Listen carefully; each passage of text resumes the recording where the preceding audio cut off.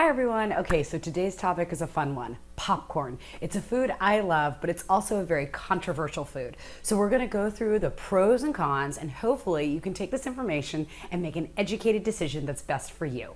First, microwave popcorn. For a very long time, microwave popcorn was full of chemicals in both the lining of the bag and the chemicals used to flavor the popcorn. Thankfully, most companies have eliminated the most toxic ingredients, and as a result, they use wording all over the packaging promoting this fact. However, we still have some issues. Most corn used in microwave popcorn is not organic, and as we know, mass-produced conventional corn is sprayed with lots of pesticides. So when you're eating non-organic corn, you're consuming a lot of crap. So that's one problem. The second issue is every single box of microwave popcorn I picked up on the shelves uses palm oil, which is a highly controversial inflammatory vegetable oil. So even though some of the harshest chemicals have been removed, microwave popcorn is still not awesome. Not to mention they all have the vague ingredient listing of natural flavors. This is a super tricky labeling concern.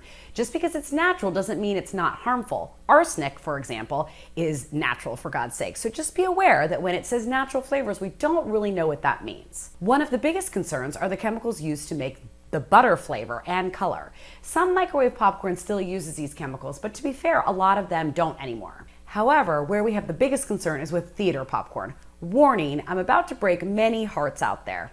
First, we have flavacol, which is a seasoned powder that goes on the corn before it's popped. This powder is made up of superfine salt, artificial flavors, and synthetic yellow dye to give it that really natural, vibrant yellow color. Second, we have to talk about the butter topping, which for the record doesn't have any butter in it at all. No butter at all. Are you hearing me out there? So what does it contain? I'm so glad you asked. That lovely golden liquid is partially hydrogenated soybean oil, a trans fat that's super bad for you, mixed together with several chemicals, including a chemical that keeps that fake butter fluid from becoming rancid as it sits. Yummy. Okay, so I'm very sorry that I have now ruined your theater popcorn eating experience. However, don't despair. As I said at the start, I love popcorn, and my partner in crime, Matt, considers it one of his top 5 fave foods.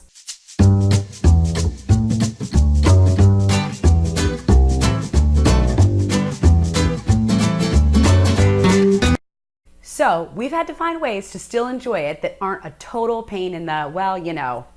If you're at home and want to make warm popcorn, I am a huge fan of the air popper. It takes the same amount of time as microwaving, so no excuses out there, people, and it's less expensive. And I know what you're thinking, but air popped popcorn tastes like cardboard. So let me give you some of my tricks to make it taste really delicious. First, you want to find organic corn kernels. I found these at Stop & Shop, no problem at all. Second, you want to decide what toppings you want to put on your popcorn. If you want to use olive oil or butter, you place it in this little container at the top of the air popper. And when the popcorn pops, the heat melts the butter and warms the oil. I also love to use ghee, which is just clarified butter, really. It just takes the milk solids out of the butter. And that is an awesome topping for popcorn as well. Then you just take the kernels, you take the lid off here, you pour in the kernels to the measured little line, and then you literally plug it in, and that's it.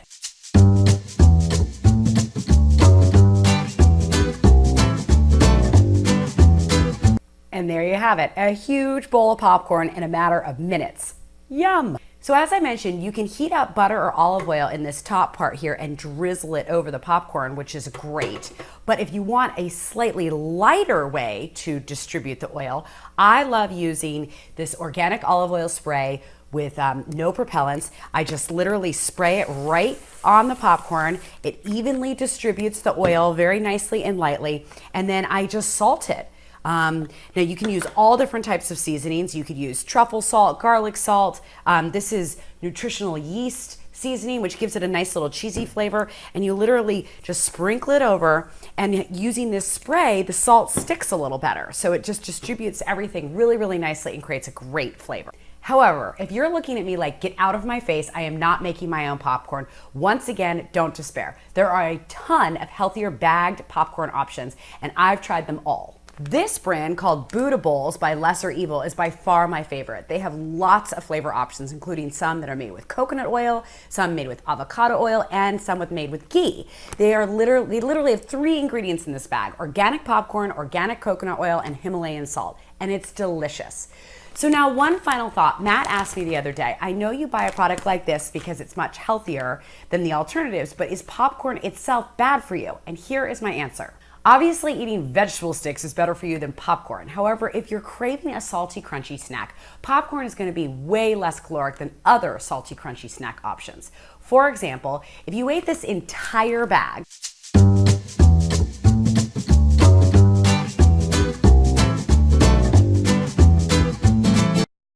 now, I'm not advocating that you do this, but if you did eat the entire bag, it's 550 calories versus a bag of potato chips, which would be thousands of calories.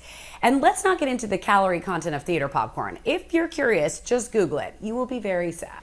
So for me, don't tell anyone, but I smuggled a healthy popcorn into the theater in my oversized purse because at the end of the day, I still want to eat popcorn when I watch a movie, so at least it's a little healthier. And if anyone stops you in the movie theater because you're carrying illegal contraband, just tell them that you're allergic to the chemical PDMS, which is in theater popcorn, and therefore, due to your allergy, you have to bring your own popcorn. And by the way, that chemical, PDMS, is also a chemical that's used in silly putty. So totally normal for us to be eating it. If you're curious, I have links to Amazon in the blog post to both a really good, inexpensive air popper and links to this bagged popcorn that I love so much. Okay, so I realize I've made some of you out there sad about the whole theater popcorn thing, but at the very least, just don't put that butter topping on there because that is the worst offender of everything we've talked about today. Wishing you a happy movie watching experience, and as always, thanks for watching.